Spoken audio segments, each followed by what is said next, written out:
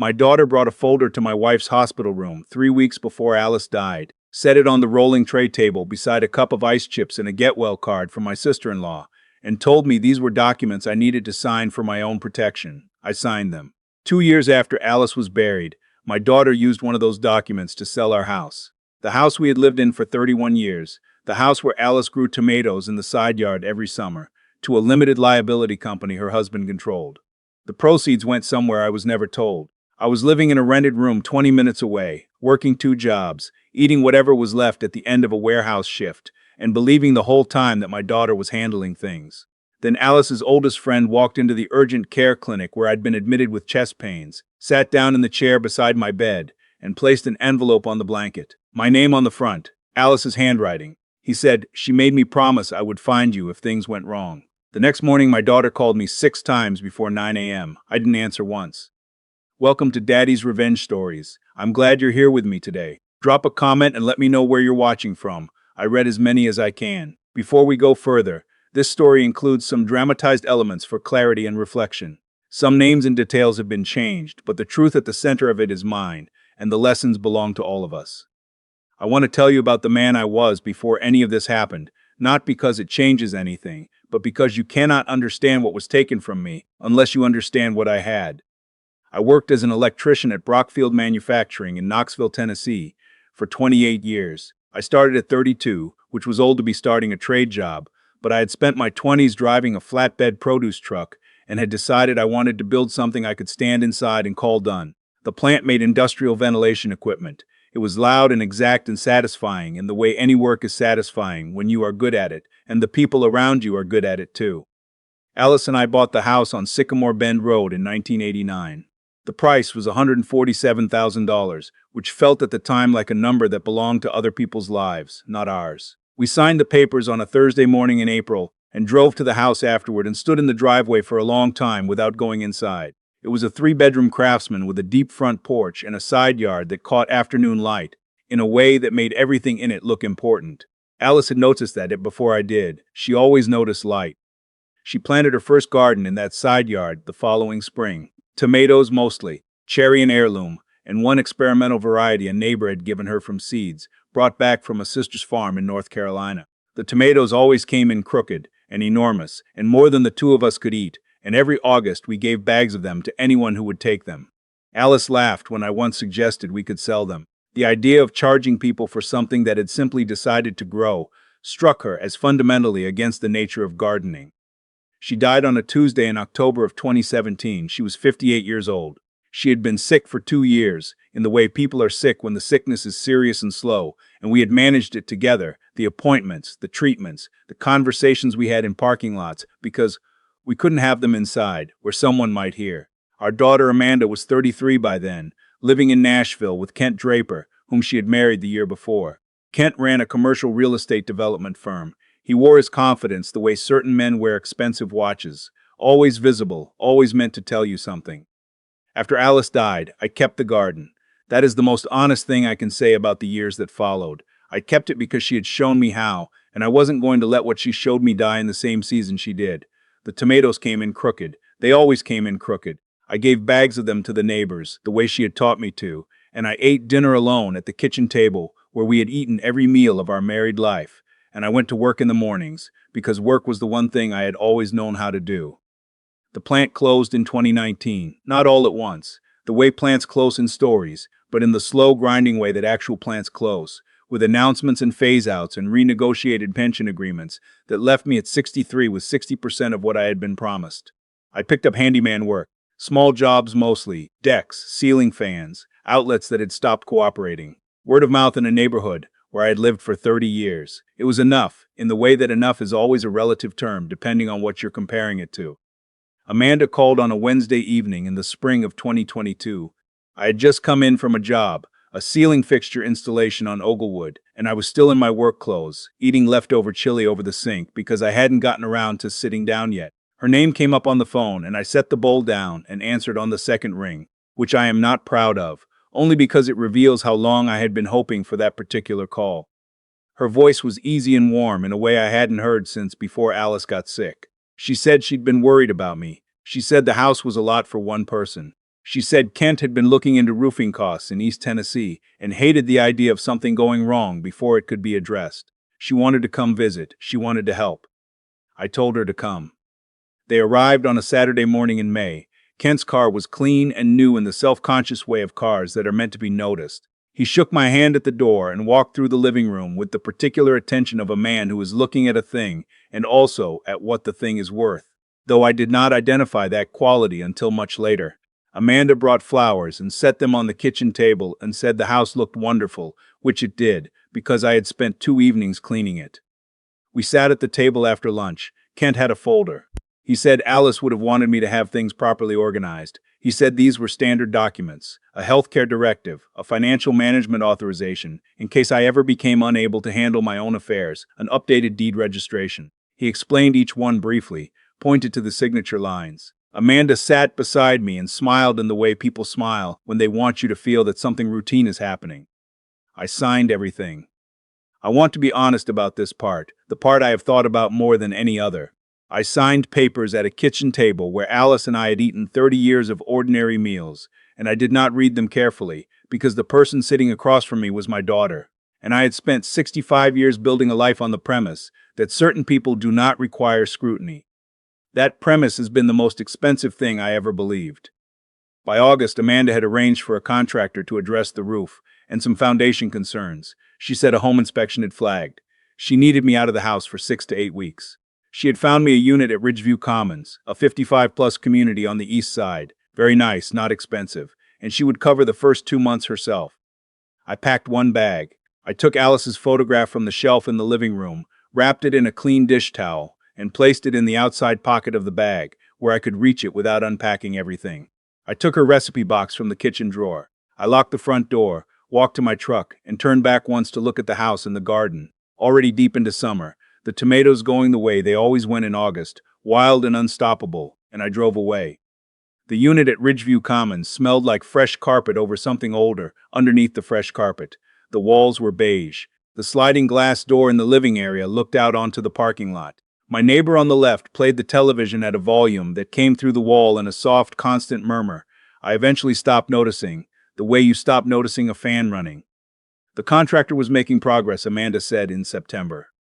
There had been unexpected findings, she said in October, more extensive than anticipated. It would likely be through the end of the year, she said in November. She was sorry. These things took time. In December, the texts came less frequently. In January, they came only when I initiated them. By February, I had stopped initiating and discovered the silence on the other end was not noticeably different from before.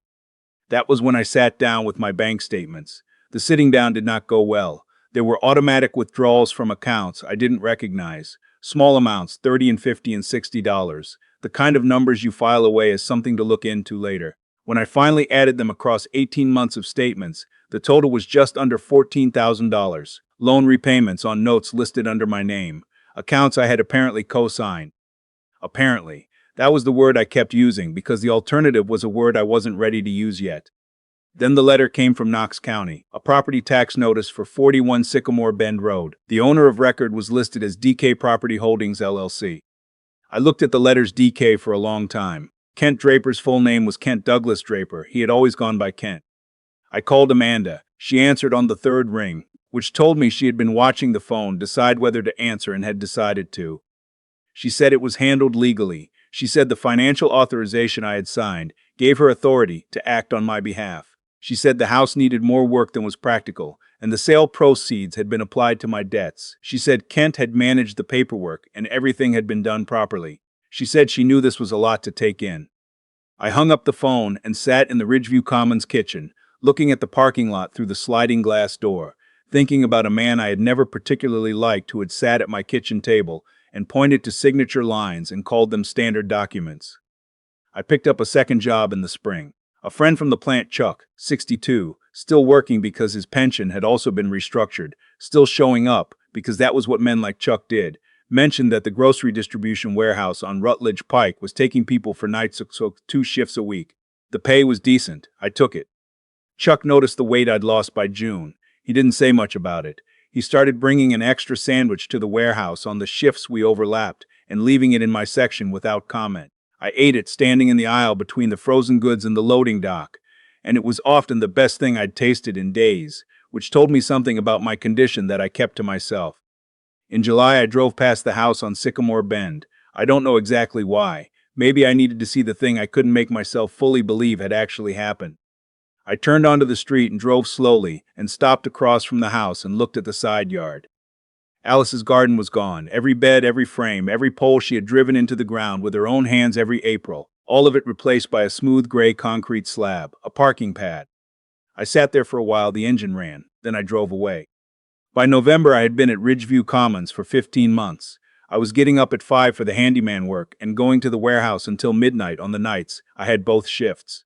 My left shoulder had started making a sound when I lifted anything above chest height that I described to myself as mechanical and not structural, the kind of distinction a man makes when he can't afford to hear the truth about his own body. The night Chuck drove me to urgent care, I had been sorting canned goods on a pallet, and the room had tilted sideways in a way that wasn't tiredness alone. The chest was tight. I sat down on the concrete floor and told Chuck I just needed a minute. Chuck said we were going to urgent care and that I could argue with him in the car. I didn't argue. At the clinic, a nurse asked for my emergency contact. I gave her Amanda's number from Reflex, the way you give a number you have given your entire life without stopping to wonder what will happen when someone calls it. She came back a few minutes later. Her face was carefully arranged. "We reached your daughter," she said. "She asked that you keep her posted." Keep her posted. Chuck was in the chair across the room. He had turned it slightly toward the window, the particular gift of the chair turned away that certain people know how to give without being taught, and was looking at the parking lot while I read the text from Amanda. "Hope you feel better soon. Crazy time right now. Keep me posted." I set the phone face down on the bed and pressed the back of my hand against my mouth and breathed through my nose until the feeling settled into something manageable. The door opened. I expected the doctor. I expected the nurse. I expected some version of what urgent care produces, which is paperwork and fluorescent light and the mild indignity of being told things you already know in terms you didn't choose. The man who walked through the door was in his early 70s, gray-haired, wearing a brown cardigan with a small coffee stain on the left breast pocket that he either hadn't noticed or had decided wasn't worth the energy. He carried a canvas tote bag over one shoulder. He had the kind of face that accumulates things quietly, lines around the eyes, a slight forward lean in the neck, the posture of someone who has been holding something carefully for a long time and has learned to carry it without showing the weight. He stopped just inside the door and looked at me the way you look at someone when you have been searching for them and are almost surprised the searching is over. "Ned," he said, "my name is Arlo. I've been trying to reach you for 8 months. Alice asked me to find you." He had known Alice since the early 1990s, when they had worked together at a small accounting firm on Gay Street in downtown Knoxville. She had been a bookkeeper. He had been 2 years into private legal practice, sharing office space while he built his client base. They had become the kind of friends that form in small offices, the people you eat lunch with and then realize 20 years later you have told things you haven't told anyone else. He pulled the chair close and sat with the careful movements of a man whose knees had their own opinions. And he looked at me directly, the way people look when they have something difficult to say and have decided that delaying it would be its own kind of harm.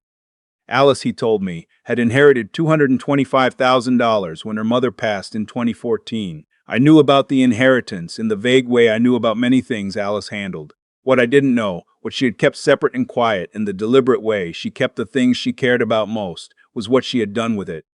"She hadn't told me," Arlo said, "because she knew me. She knew I would want to use the money on the house, on Amanda, on everyone within reach before I spent $1 on myself. She had spent 30 years watching me do exactly that. So she did something different with this one thing. She established a revocable living trust and invested the inheritance through the trust in a parcel of commercial land on the Depot Avenue corridor in Old North Knoxville, a stretch of property that had sat unremarkable for decades until the city's historic district expansion and a development surge had made it one of the most sought-after corridors in East Tennessee. The parcel was now assessed at $85 million. Alice had named me sole beneficiary. She had named Arlo trustee, with instructions to hold a sealed letter for me and to find me if the trust did not transfer to me cleanly in the normal course. The reason it had not transferred cleanly, Amanda had redirected my mail. After I moved out of Sycamore Bend, she had filed a forwarding request, using the power of attorney, routing everything addressed to me at the old address to a post office box she controlled. Arlo's office had been sending trust correspondence to the house for months. None of it reached me. What broke it open was my neighbor May. May was 67 years old and had lived next door to me on Sycamore Bend for 22 years. She had brought Alice a pot of chicken soup during every round of chemotherapy. She had a particular way of noticing things, the unhurried attention of a woman who had lived long enough to understand that the unremarkable details are often where the truth hides. 2 weeks after I moved out, she had seen a man in a business suit go to my mailbox, take what was inside, and drive away in a car she didn't recognize. She took a picture on her phone. She didn't know exactly why. She had a feeling she might need it later. When Arlo started looking for me, tracking the property records, trying to locate a forwarding address, posting notices at the Ridgeview Commons bulletin board, because he had traced me that far through a utility account, May had seen the notice and called him. Arlo reached into the canvas tote and produced an envelope. Plain white, my name on the front in handwriting. I recognized the way you recognize the smell of a room you loved, instantly, without effort, from somewhere below conscious thought. Alice always held the pen too tight. It showed in the letters, a slight thickening of the lines, the pressure of a woman who took what she wrote seriously. The capital N of my name had that quality. The whole envelope had it. I held it for a while before I opened it. Arlo sat with me and said nothing, which was the right thing, and I noticed it the way you notice the right thing when you have been living for a long time without much of it. The letter was 1 page, written on the pale green stationery she used for things that mattered, her good pen. The ink had the depth of something written with intention and care. Ned, it began, if Arlo is giving you this, then something went wrong that I hoped wouldn't. I need you to know I am not afraid, and I am not sorry for what I built. I am only sorry you're reading this without me next to you. The trust is real, and it is yours. I made it for you specifically because I watched you put yourself last on every list for 30 years, and I could not watch it anymore from where I am now. So I built something that watches for you in my place.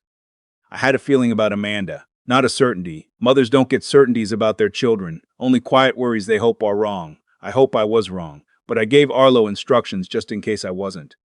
The one thing I am asking, don't protect her at the cost of yourself. You have been doing that her whole life. I loved you for it. I also watched it hollow you out in ways you never noticed, because you were always too busy filling everyone else up. You are allowed to want something. You are allowed to take it. All my love, always, Alice. I folded the letter back into thirds and held it on the blanket and looked at the window for a long time. The parking lot outside was lit by the orange-white of a sodium lamp. A car pulled in. A car pulled out. The monitor in the corner kept its rhythm. Chuck was still in the room, still looking at the window. He had given me the whole of that time without asking for any of it back, which was the most decent thing anyone had done for me in 15 months. Chuck, I said.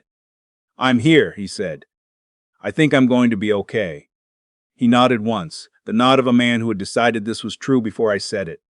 The attorney Arlo connected me with was named Irene Dobbs. She had worked elder financial exploitation cases in Tennessee for 19 years and had refined her anger about it into something precise and functional.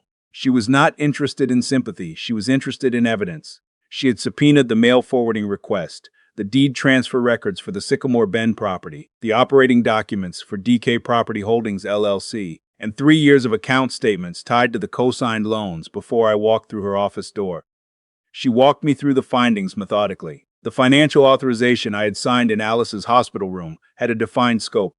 Management of my existing accounts and real property in the event of my incapacity. Using it to sell my home while I was healthy, competent, and entirely unaware of the transaction was not management. It was fraud under Tennessee Elder Financial Exploitation Statute. The sale price of the property had been structured well below assessed market value, directly benefiting the purchasing entity. And the Depot Avenue parcel. Kent's development firm had been assembling adjacent properties in the old North Knoxville corridor for a large-scale mixed-use project for 3 years. The trust parcel sat between 2 parcels his firm already controlled. Without acquisition of or easement access across the trust land, his project could not achieve the configuration needed for county permitting. Kent had learned about the trust through a title search 18 months earlier. The timeline of Amanda's sudden interest in my finances, the warm phone call, the folder at the kitchen table, the authorization documents, corresponded almost exactly to the date of that search. Irene filed the emergency motion on a Thursday morning. It requested a freeze on DK Property Holdings accounts, a voiding of the Sycamore Bend deed transfer, and a preliminary injunction halting all activity related to the Depot Avenue development project pending resolution of the trust ownership question. The motion was granted on Friday afternoon. Amanda called me that evening. Her voice was no longer warm. It was measured and precise, and underneath the precision was something I recognized as the early stages of fear. She said she had been trying to protect me. The house had needed too much work.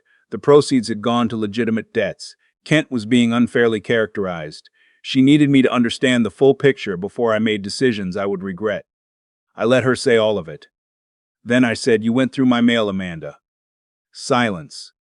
"You filed a forwarding request. You had everything from the Sycamore Bend address going to a box you controlled. You did it while I was living in a room 20 minutes away, believing I was going home in 6 to 8 weeks. A different kind of silence, not empty, full of the specific calculation of a person deciding in real time how much to admit.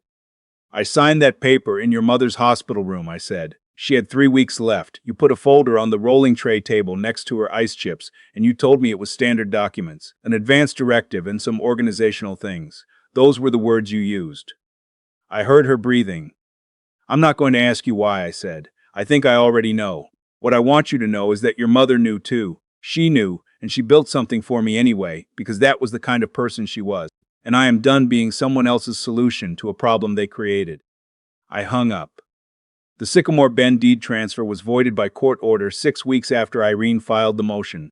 The property reverted to my name. The co-signed account balances were subject to a restitution order. Kent's Depot Avenue project, stalled without the trust parcel, without investor confidence, without a permitted site configuration, was effectively finished. 3 investors withdrew their commitments within a month of the injunction. The construction contractor suspended its contract. The financing bank placed the project accounts under review. Amanda and Kent filed for divorce 4 months after the motion was granted. I went home on a Thursday in March. I drove the last 3 blocks at the speed of someone approaching a thing they are not entirely certain will still be what they remember. It was there. The porch still had the loose board on the second step I had been meaning to replace since 2019, and had now decided to leave exactly as it was. Some things persist through everything and earn the right to stay. The concrete parking pad in the side yard was the one thing I couldn't undo. I stood and looked at it for a while. Then I went to the garage and found Alice's garden notebook. She had mapped every bed, every plant, every pole, across several years of spiral-bound pages, with her handwriting running slightly uphill the way it always did when she was focused. I stood in the yard with the notebook and figured out where the tomato beds had been. I broke up the concrete the following weekend. It took 2 days and a rented jackhammer, and more money than I had expected. Chuck came without being asked, which was consistent with everything I knew about Chuck. We worked until our shoulders gave out both days and drank cold water on the porch steps when we stopped and didn't say much, and neither of us needed to, and that was exactly right. I planted the first tomatoes in April, crooked the way they always came in. 2 heirloom varieties and 1 cherry I bought at the farmer's market from a vendor who said they were an old Tennessee strain, saved and passed along for decades. They looked ordinary going into the ground. They looked like they would need time and patience, and a spring that didn't freeze too late. They did fine. With a portion of the trust, I set up a small fund through a Knoxville community legal organization that provides free consultations to older adults navigating estate documents and financial exploitation concerns. The fund covers initial meetings, the first conversation, the first time someone sits down with an attorney and finds out that what they signed had a different meaning than what they were told. That first meeting is often the only thing standing between a person and what happened to me. I named the fund after Alice, not with any announcement, just on the paperwork in the line that asks for the fund's name, her name in that space, the way it was always supposed to be, somewhere permanent, still working, not finished. I want to be direct with you before I go, because I have earned the right to be direct, and so have you if you have stayed this long. I signed papers I did not read, in a hospital room beside the bed of the woman I loved, because I was exhausted and grieving and I trusted the person sitting across from me. That trust was not a character flaw, but it was a choice I made without information I could have had, and I am asking you not to make the same one. Read everything, not the summary everything, and find one person who is not a member of your family, not someone whose interests overlap with yours, who knows the shape of what you own and what it is supposed to do. Alice found Arlo. She trusted him with a letter and a set of instructions, and those instructions found me in a clinic on a Tuesday night when I had $30 in my wallet and was not sure things were going to be all right. She knew me well enough to know I would need someone to give me permission. She gave it to me across 7 years, and whatever distance exists between here and where she is. The tomatoes came in that first August the way they always had, wild and uneven and more than I could eat alone. I put bags of them on May's porch and left them on the steps of the houses up and down the block, the way Alice had taught me, the way she had always done. I kept one bag for myself. I ate them at the kitchen table where we had eaten every meal of our married life, in the house I almost lost and did not. Alone, the way I have been since 2017. And not entirely alone, the way I have not been since the night Arlo sat down beside my bed and set an envelope on the blanket and said, "She told me you'd need this one day." She was right. She was always right. And I have learned at 65 that the correct response to that is not grief, though grief is part of it. The correct response is a kind of steady, stubborn attention to what she left behind. The instructions, the fund, the garden, and the particular way the afternoon light comes into the side yard and makes everything growing there look like it matters. She always saw that light before I did. I am still learning how to look.